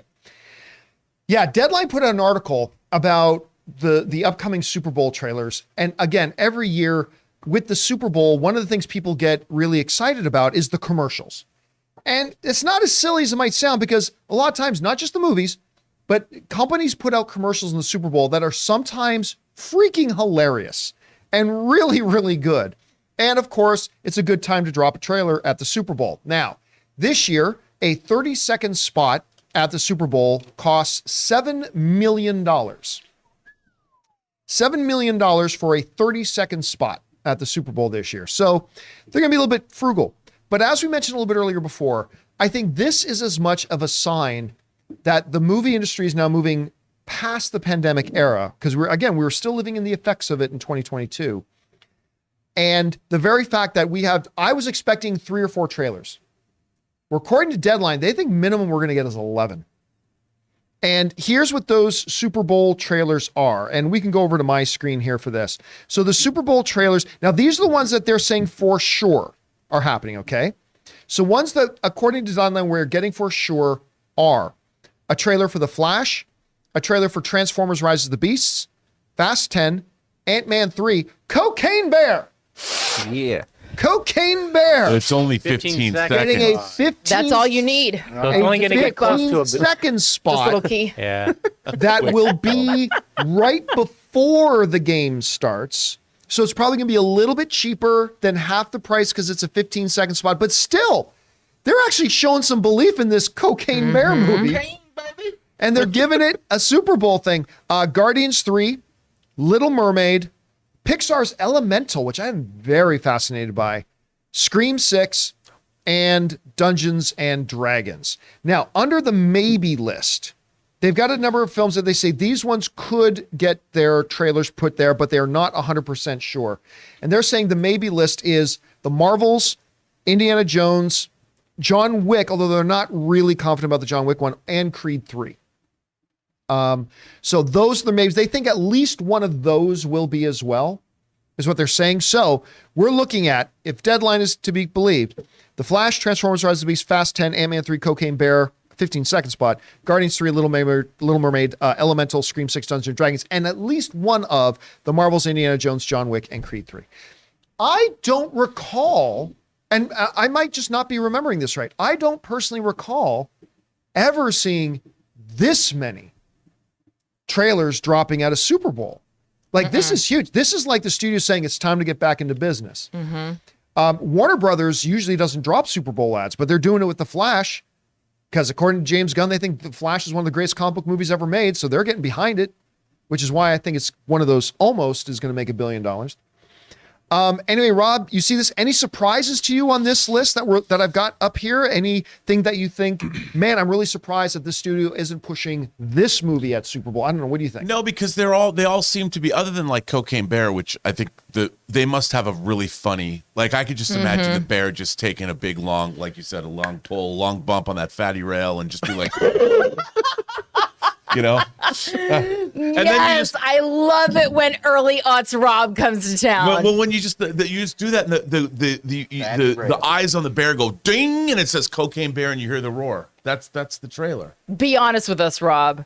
No, You don't actually play played Cocaine Bear. It's you. Well, You are Cocaine He's a Bear. you know what they Cocaine paid Bear. me in. Yeah. Yeah, I It's did. very hard to get clean drugs Yeah. anymore. It's all fentanyl crap. Exactly. No, but I think honestly, I think that like you just pointed out, it's really great that the studios are back. And I think that the fact that they're spending this much money, because this is probably the most money ever spent on movie trailers in history. And if you look at the trajectory of the box office last year, it's on an upward trajectory. You're coming off Top Gun Maverick and you're coming off Avatar 2. And then they have a lot of legacy franchises. The Scream, it doesn't surprise me that Scream 6, they probably spent more money on it. New York, even that's a $7 million spend on a movie like Scream 6.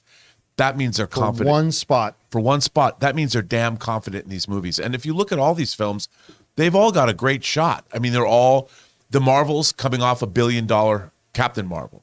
You look at John Wick. Probably John Wick, I mean, has the fan base now that it didn't have. The first John Wick was a sleeper hit. Now the John Wick franchise is entrenched. Yeah, they've slowly gotten bigger and bigger. Big, and if you look at all these things, there's not one of these that it seems to be a Hail Mary. These are all pretty sure things that they're just shooting off into the stratosphere. But so I think. when you talk about like a movie like Scream 6 is probably going to end up having like a $25 to $30 million marketing campaign. Yeah. To commit like 25% of your entire marketing budget on one 30-second spot, that's ballsy. I mean, to be fair to it's like, look, when they did the AFC Star Trek Picard spot, Right. for instance, that was it wasn't the full trailer, but they released the full final trailer on YouTube in tandem with that release. Yeah, so and all these will be the same thing. Yes. Like, just so everybody is clear, none of these are going to play the full 2.5-minute trailer because it's $7 million for 30 seconds. They're going to play a 30-second version of the trailer, and they will all, other than Cocaine Bear, they will all end with full trailer online now. Yes. And so that's the way they're going to have to approach it. Aaron, any surprises here for you? Do you think some of the, like, are you shocked? Like, Scream 6 to me is a big surprise. Again, because I think that represents a big chunk of what their overall marketing budget is going to be. But are there anything else that stand out to you here? Well, the thing that, when we talk about being risky with advertising, my degree is actually in advertising. Go UNT. And so, I just kicked my camera. When we're talking about the, cost per views, the 2022 Super Bowl pulled in almost 100 million viewers. And if you think about where you're going to really put your money, this is so smart on their behalf because they know that not only are they going to get the views, people watch the Super Bowl. There are a lot of people who watch the Super Bowl, not everybody, obviously, so don't jump down my throat when I say this, but there are people who literally just love to watch the Super Bowl for the advertising. Yeah, because people like me who are advertising junkies, we know that we can get a big dopamine hit whenever they break to a commercial. I always love watching the Super Bowl regardless of who's playing in it because I know I'm going to get my Budweiser Clydesdales or my Budweiser Tug at the Heart dog story. Like, I know I'm going to get something, from a chip company that's going to make me laugh. I know I'm going to get something really interesting that, and so I am a big fan of watching just to see the advertising. The Degnan household absolutely will be watching because my husband is a diehard Philadelphia fan. He cried the last time that the Eagles won the Super Bowl, so there'll be tears either way in our house. But when you're thinking about 100 million sets of eyeballs worldwide, even though the Super Bowl is obviously not a global event, we understand that it is an American event. There are people in a lot of other countries who do watch the show, who do watch the Super Bowl, whether it's for the advertising or it's for the halftime show, which I think this year it's Rihanna. Yeah, that's going to draw in a lot of people. And then they're going to immediately, like you said, John, divert eyeballs to the full spots. And they've seen what's been happening with the baseball games of planting people in the stands for movies like Smile and how that kind of crossover audience can really, pull up their numbers. So I actually think that it's a smart investment. It's a lot of money, but when you think about what you're getting and the number of people that are going to be seeing it and the focused attention, I think it's going to be, I think it's smart for anybody that has the budget. And clearly the movie studios are putting their money where their mouth is and putting their best foot forward.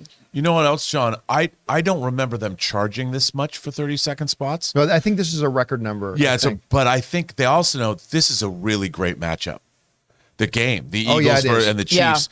Yeah. This promises to be, not only is it the Super Bowl, but a great football game. Well, yes. I mean, you also got a lot of other drama connected to it. A bunch of people won't care about this, but Andy Reid, coach of the Kansas City Chiefs, took the Eagles to the Super Bowl, won a lot of division championships with them. He's the Eagles' old coach for a long time. So it's Andy Reid versus his old team. You got two major stars on each team that are brothers. You got the Kelsey brothers, one on the Kansas City Chiefs, who I think might kind of be the sleeper MVP of the league, to be honest with you. I know he's on a team with Mahomes, but Kelsey, I don't know that the Chiefs are nearly as good as they are without Kelsey. And then meanwhile, you got the man's man of his brother Kelsey, who's on the line over there in Philadelphia. I mean, there's a lot of storylines here. I have a question. All right. Do you think that Tom Brady will make his Fox debut as either a commentator or his on-camera career with Fox Sports begins at this year's Super Bowl? Yes, because yeah, I think he does, because there was no reason for him to make the announcement of his retirement official until after the Super Bowl, unless he was thinking about doing something like that. Because you know who else is on the Fox commentary team now? Not the commentary team, but on the color comment, Gronk. Right. Gronk is there already. I mean, so people want to see Gronk and Tom. I think you're going to see them together. How? That's what I was asking. I mean, and by the way, I think they're going to announce this probably right before the game, so people tune in. The only reason I ask, because when I was driving in this morning, I was listening to commentary on the news about whether or not he was going to show up, because he can. What a better way? Who knows more about the Super Bowl than Tom Brady? Nobody does. But Tom Brady's been in 1/5 of all the Super Bowls that have ever been played in history. I mean, it's just crazy. He holds a record that nobody will ever win 7 Super Bowls. And it's crazy. Anyway, guys, question is for you. What do you think about this list? There's going to be a lot of movie trailers dropping at the Super Bowl this year. I cannot wait to watch all these things. Which one are you most excited about? Whichever one it is, jump down to the comment section below and let us know your thoughts. All right, guys. With that down, we're going to head in now and start taking our beloved channel members' live comments and questions. If you are one of our beloved channel members, go ahead and look in the community tab of the YouTube channel, and you'll see a post there just for you. Go ahead and drop in your thought, comment, opinion, or question, and we'll go through as many as that we can. Now, before we get to those, we're going to take a quick second here and thank a couple more sponsors of today's video, our friends at MasterClass, and of course, my cell phone service provider, Mint Mobile. We want to thank a sponsor of this video, MasterClass. MasterClass offers classes on a wide variety of topics, all taught by world-class instructors at the very top of their fields. Each class is broken out into individual video lessons, usually around 10 minutes long. And MasterClass is completely accessible on your phone, the web, smart TV, and available via audio mode to listen to classes on the go. They have over 2,500 video lessons from over 180 of today's most brilliant minds. They're all available anytime, anywhere on iOS, Android, desktop, Apple TV, Amazon Fire TV, and Roku. Now, obviously around here on the John Campea Show, we love our movies, so why not learn filmmaking from Jodie Foster, or maybe directing from Ron Howard himself, or the great Neil Gaiman doing his masterclass on the art of storytelling. And you guys have heard me talk about my favorite masterclass, Business Strategy and Leadership by Big Papa Iger himself, Bob Iger, the new and returning CEO of Disney. So guys, I highly recommend that you check it out. Get unlimited access to every class, and as a John Campea Show listener, you get 15% off an annual membership. Just go to masterclass.com/Campea now. That's masterclass.com/Campea for 15% off Masterclass. Guys, we want to thank a sponsor of this video, Mint Mobile. If saving more and spending less is one of your top goals for 2023, why are you still paying insane amounts of money every month for your phone bill? Switching to Mint Mobile is the easiest way to save money this year. As the first company to sell premium wireless service online only, Mint Mobile lets you order from home and save a ton, with phone plans starting at just $15 a month. Guys, I have told you before that when I was on one of the major phone carriers, I was spending literally 3 times as much every month, and switching to Mint Mobile couldn't have been easier. So for people just looking to save some extra money this year, Mint Mobile offers premium wireless for just $15 a month. All plans come with unlimited talk and text plus high-speed data delivered on the nation's largest 5G network. You can use your own phone with any Mint Mobile plan and switch easily in just minutes with eSIM. To get your new wireless plan for just $15 a month and get the plan shipped to your door for free, go to mintmobile.com/Campea. That's mintmobile.com/Campea. Cut your wireless bill to just $15 a month at mintmobile.com/Campea. And thank you to our friends at MasterClass and Mint Mobile for sponsoring this episode of the John Campea Show. All right, guys, we got a few minutes left here, so let's go over and start hearing some questions from our channel members. What do we got up here first, guys? Top to bottom? Yep. Yeah. Okay.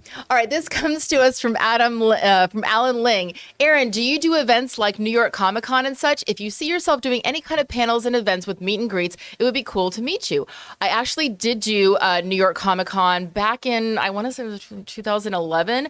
But yes, I love doing meet and greets. I love meeting people. If you ever see me out and about, which does happen from time to time, please come up and say hi, at least for nothing else than at least just to say hi to Joey, because she certainly loves to meet people. Well, that's a good segue to this, because, I speaking of our channel members, I let our channel members in on a little something on our meet and greet town hall yesterday, or our channel member town hall yesterday. But you, speaking of New York, that they just brought up New York, you have a little bit of an announcement to make. Yes, as many of you know, Joey Bishop and baby Tommy are getting a little sister later this year. And so in our quest for being closer to family, Tom and I are going to be making a big move to the other side of the country. So there's a much better chance that I'll be at New York Comic Con. And so sadly, today is our last day as a regular guest. As a regular guest on the John Campea Show. We will obviously leave the door open to coming back here and there when we're needed and when it warrants in our schedule. But we have lots of things that we have to take care of before the big move. And I just want to say, And you got pilot season coming up.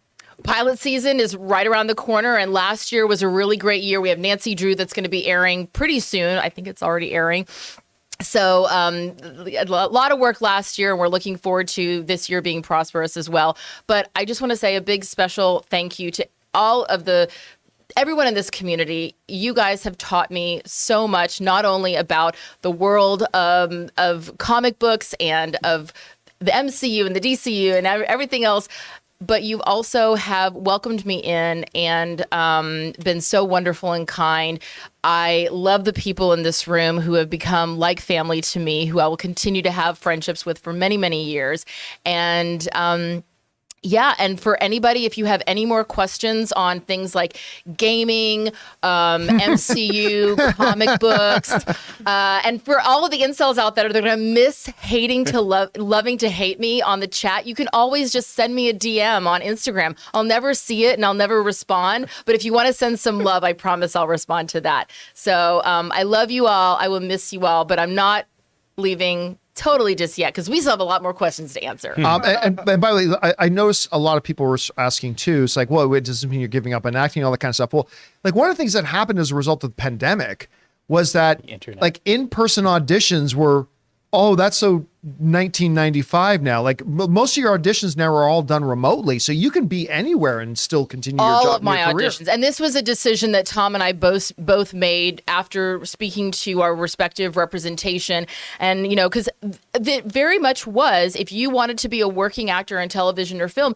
you really needed to be in LA or New York, and mostly in Los Angeles. And so I was fully committed to our family staying in LA in perpetuity, and after 3 years of nothing but Zoom and self-tape auditions, I finally said to my team, like, do I need to be here? And they said, honestly, you don't. So go wherever makes you happy. And obviously, then you can I'll fly in and do your jobs. Exactly. Yeah. And last year, you know, I mean, I did 6 jobs and only one of them was in Los Angeles. So being in New York, we'll obviously be able to work in Toronto, New York, Atlanta, come back and work in LA, Vancouver, you know, wherever they want to pay me to be is where I'll be.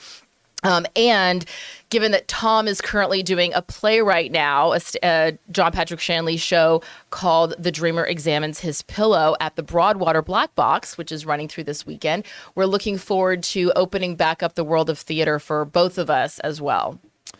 All right, so there you go, guys. Like I said, I let our channel members know about this yesterday, and we're glad that you were here to hear Erin make her announcement. But again, you'll see her again before they make the move. But this is just her last regular day here.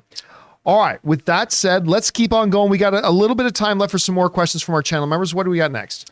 Stubborn McShave says, game day. Game day. Game day. Looking forward to episodes 7 through 9 of Vox Machina. I read that Cheech Marin will voice the bear in episode 7. Didn't see that coming. Wait a minute. Is the 3 new episodes coming out tonight? Can you look that up for me, Taylor? Yeah. Because I'll tell you what, episodes 1 through 6 of Vox Machina this year have been great. This was a pleasant surprise show for me last year. The new season has been really, really. Have you had a chance to? I haven't watched this season yet, but Stubble would know. Right. It says Friday, February 3rd, so probably tonight. Probably tonight at midnight is when it drops. Oh, I'm very He's in excited about it. Sweden, so he'll get him. All right, what's next? Actually, I skipped one from one more. There it is. Zach Marcello says, "Love you, Aaron. Love you too, Zach. Best of wishes to you and your family for your next chapter. Thank you so much." Rafael Castillo says, "Aaron, you are a shining beacon of knowledge, kindness, humor, and inner outer beauty. I will miss you very much." I don't know what that word says. What? Couple? It's Klingon for success. Kapla. Oh my gosh. See how much you guys teach me? Yeah. Kapla. See? Yeah, it's a big thing. This is amazing. I love you. Thank you, Raphael. From Thomas BDL says, "Hi, team. Has anyone else seen the small indie movie Mass with Ann Dowd and Martha Plimpton? It is supposed to be amazing. 4 people in a room discussing a mysterious tragedy they've experienced in very different ways. This film, its subject matter, and the actors' performances have haunted me for a year. It feels like a highly important film that everyone should watch." Do you guys know about this movie? Never even heard of it. It is the parents, the mom, the mother, and the father of a child who was murdered, and the parents of the child who murdered their son. And they sit down face to face, and oh my gosh, I haven't actually been able to bring myself to watch it. Tom saw it and he said that it is one of the most masterful displays of acting ability that he's ever seen in his life. So it is on my list. I gotta bring myself to watch it. So yes, Mass. If you want to see a masterclass in acting, go watch this movie. All right, what's next? Lando says, one of the things I've been wanting to see in the DCU is the Justice League Watchtower. Do you think we could be getting that in the new phase of DC? Yes. I hope not.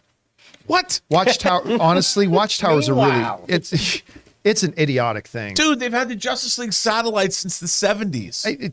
Yeah, there's a reason that some things can work in a cartoon and don't really work in live. I personally think it would be really stupid. Like all of a sudden they had a $700 billion thing, and then who built it? Tony Who Stark. made it? Well, when you have extraterrestrial members of the Justice League. Still, no. I think it would be really, really. I could see them like Wayne literally launching a satellite and them calling the satellite Watchtower, but having this huge Battlestar Galactica space station. That's no moon. Hovering around. No, I think that's. I think that is something that You're works no fine in a cartoon. I do not think that works in live Space out action. your mouth. Get that space. Out of your All right, what's next? From love the Raziel Justice Prime League. says, hi team, 10 out of 10 cocaine bear transition, Rob. There you go. Yep. All right. Right. or just cocaine in general. Just cocaine. in Sid general. Laud says, do you think we will get a Flash sequel or some sort of reboot? The Flash is my favorite DC superhero, and seeing as they deep fried the Flash TV show done, I hate to not get any Flash content. What are your thoughts? There will still be a Flash. It just won't be Ezra Miller. I mean, but John, I heard them say, no. They put out a very well-crafted PR statement saying, we'll worry about whether Ezra continues later. They're just focused on getting better. That's a very, very nice way. You know those Key and Peele sketches with Obama and with President Yes. Obama and Michelle Obama saying they bring in Luther, his translator? Mm-hmm. Yeah. So let me bring in Peter Safran's translator. So when Peter Safran said, we'll address that question later. We just want Ezra to focus on getting better right now. I will be his translator. Hell no. There's never that's what Peter said. You're never going to see Ezra Miller as Flash again. But I do believe we will continue to see Flash. Flash is just too important of a character, I think, to DC. So I can't see them not having Flash in their new world. I don't know. What do you think? Well, he's, a foundational member of the Justice League. So I think that the Flash character, whoever plays Flash, he has to be ultimately part of the JLA. And the great thing about Flashpoint is a rebooted universe gives you a reason, if you are going to recast, and people will be like, okay. Just like Thomas Wayne, maybe it's going to be, we'll see Thomas Wayne as Batman in the Flashpoint universe. Thomas, where there was never a Bruce Wayne being Batman, it was Thomas Wayne. Yeah. All right. What's next? From Love Daggerborn says, if I were a betting man, I think that Martin Campbell will direct the next Bond movie. He has directed both GoldenEye and Casino Royale, which were both the first films for the last two Bonds, and they were both critically acclaimed. Broccoli seems to trust him rebooting their franchise. What do you think? I'll be honest with you. I didn't think about that, but that actually makes some pretty good logical sense. I mean, it could, depending on what he wants to do. He directed the Michael Keaton Maggie Q movie. The Protege? Yeah, the Protege. And that's a good movie. by I the way. liked it too. I like that one a lot. He and they just released his old movie No Escape that Gail Ann Hurd produced on Physical Media again, and I like Martin Campbell. All right, what's next? From Sam Fisher, did you see the interview where the interviewer had Jane Fonda, Lily Tomlin, Sally Field, and Rita Moreno compare all the awards they had? It's hilarious. No, I saw one of the interviews with all of these. This is the 80 for Brady cast. And they were talking, and Jane Fonda went off this big thing about female relationships, which is actually pretty damn cool. But I did not see the segment, or it might have been for a totally different interview, because they've done a lot of interviews this week. I did not see them comparing their awards, though. I didn't, but I would love to see that. And, if you have not seen the Dolly Parton documentary that's currently out, and as you may know, I only follow one person on Instagram, and it's Dolly Parton, because she is the ultimate GOAT to me. They interviewed Jane Fonda, and she talks a lot about the dynamic of putting together the cast of 9 to 5 with Lily Tomlin, Dolly Parton, and Jane Fonda. And she touches a little bit on that. And Dabney Coleman in that. Yes, and it's so so fascinating. I mean, all of these women have incredible careers. And I'm really excited for the fact that they were able to get this movie made. It's based on a true story. And you know what? Whether you're interested in seeing these 4 women together, I think it's going to be really funny. Like, remember Wild Hogs? That's not It's not very good. not, Oh man. Remember yeah, Wild Hogs? that's What is not right- what are you the, trying to do? Dude, have you seen the trailer for the new Lily Tomlin, Jane Fonda movie that Paul Weitz directed? No. From about he directed About a Boy. It looks great. Very, very, very fun. all right, let's keep going here. We just got time for a couple more. All right. Ismael Montoya says, with Damian Wayne, can we expect Super Sons? It would be really cool. Oh, I just watched that. Yeah, I don't think so. Hey, not anytime soon. No, especially if we've got a younger Superman now and all. So, Yeah. the answer is no. Don't expect that in live action. All right, what's next? From Brandon Entwistle says, yesterday I had someone not only answer their phone in the cinema, but also then make another 2 calls. How can people be so ignorant of others? Listen, Life. I don't get terribly upset when somebody's phone rings. Because guess what? That has happened to me once. And I felt embarrassed and stupid because I forgot to turn off the ringer. But then I turned it off, right? Beyond that, like, if it happens again, or you're actually then making a call, like, I'm sorry, nobody wants to be rat. But at that point, you got to protect everybody else in the theater. You got to go get somebody in the theater and say, look, there's a patron 3rd row, right? That has several times gotten on their phone, and it's killing the experience for everybody in there. And someone's got to talk to them. Every time I hear about somebody's phone going off in the theater, I remember being in the theater watching E2 Mama Tambien, and somebody's phone rang, and I went to give him like the, turn your phone off look, and it was Forrest Whitaker. And I was like, what an LA thing. Come to Los Angeles. You never know whose phone will be going off in the movies. I had a slightly similar experience.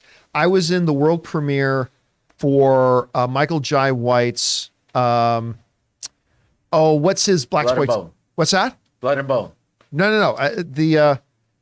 The one he did, the blaxploitation movie. Guys, He's the.